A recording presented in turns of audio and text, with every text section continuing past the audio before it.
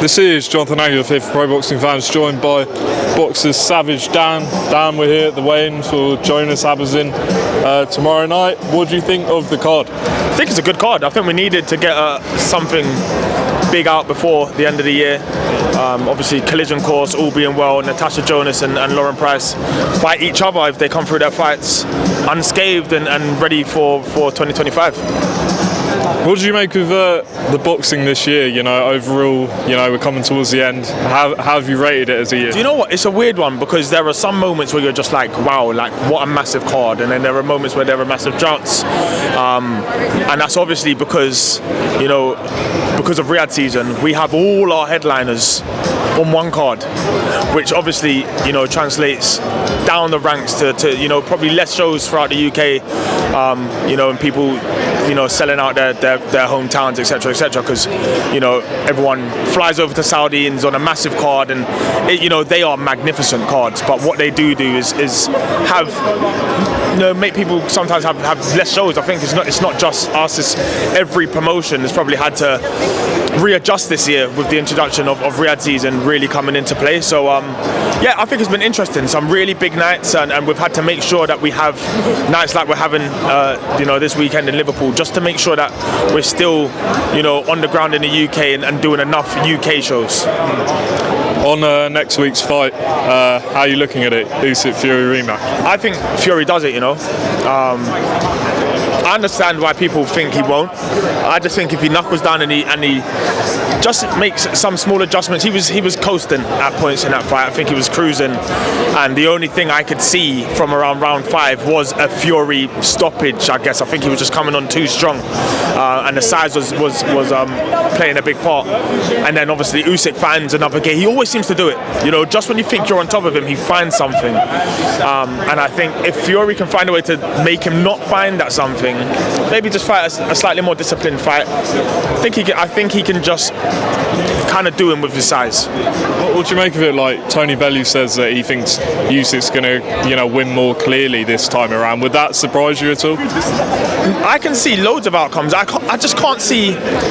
Look, the tide in that fight really changed from round 9 onwards. You know, it's 9, 10, 11, 12, all belonged to Usyk, and that was enough to win him. But it was win him a split decision. But it was still a close fight, you know, and up to the mid rounds, it was close. But I had Fury kind of in control, and maybe he got complacent, you know, and whatever happened. But I'm not sure. I wonder who that performance took more out of. Obviously, it's easy to say Fury. You know, he got pinged around the ring for the whole of round 9, but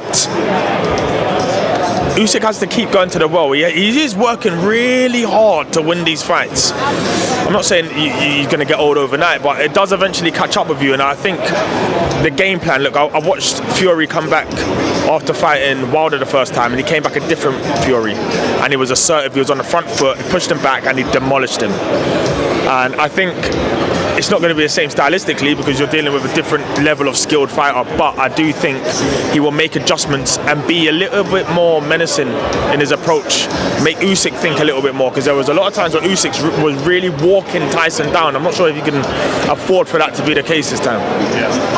Ade Oladipo reckons that Usyk's got this feeling that both are going to retire after next week's fight either way. What do you think? Because, you know, I guess from Usyk's perspective, who else can he fight? Yeah, he's done it all. He's fought literally everyone. There's literally no one else for him to fight, really. So if you're Usyk, look, I'm not the type of guy that would just keep turning down 20 million, 30 million, 40 million pound paydays, you know. But obviously there comes a point where there's nothing else to prove, and he's still got his own.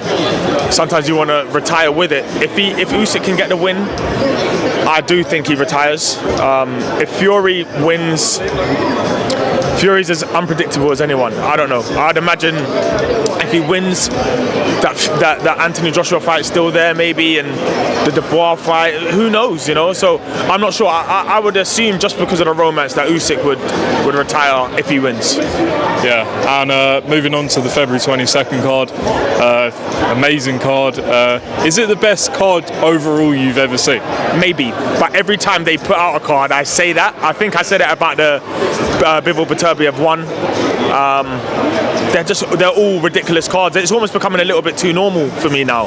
Every time I see a card by Riyadh Season, it's just like, wow, best card I've ever seen, best card I've ever seen. Fantastic card, ridiculous. Got a lot of range on it. Yeah, maybe it is the best card I've ever seen on paper. Massive fights. Yeah. I don't think I've seen a card quite like it. Dubois and Parker, how do you think that's going to go? It's a revitalized version of both. Dubois seems to be in his era of you can't hurt me enough, and I'm just going to get to you. You know, I think his win against Jarrell Miller was the real one where he had to grind something out because he was under a lot of pressure early, and he came through it and stopped him.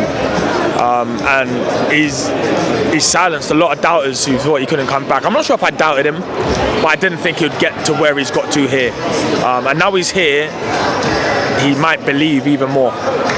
So I would edge towards Dubois. Beterbiev Bivol headlines that card, which is crazy to have both of those fights on that card. Who won the first fight for you, and who wins the rematch? For me, I scored it the same both times. Obviously, I was there. I had it 1 round to Beterbiev. I went home, I saw the uproar, watched it again, and I scored it the exact same way. I had it 1 round to Beterbiev. I think you can't really. A lot of that is about what you like. I think Bivol was really good, which is why I've given him 5 rounds. And there were loads of rounds that were obviously swing rounds. They could have gone either way. But I think people forget you can have a 120, 108 fight that is really close. If someone just edges every round, you know, it doesn't mean it's not competitive. But yeah, I had it to Beterbiev. And final one, Gervonta Davis came out and said that he's going to retire end of next year. Yeah, who are the fights he's got to be in before he calls it a day?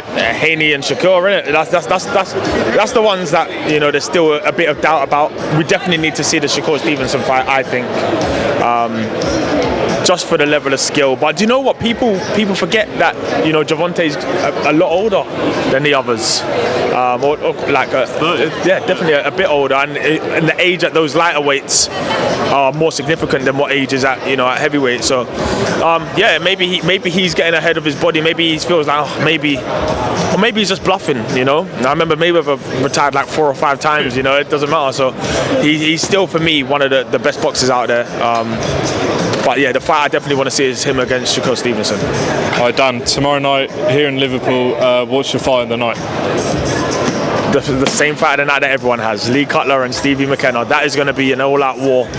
I don't think Stevie allows for anything other than an all-out war. And I think because of it, it's going to be a proper ding-dong. We might get a little bit of boxing early doors, but Stevie's going to be looking to make it a telephone booth fight. I think he'll get his way, and I think we end up with a firefight. Cool, Dan, appreciate your time, and enjoy tomorrow night. Thank you, bro. Cheers.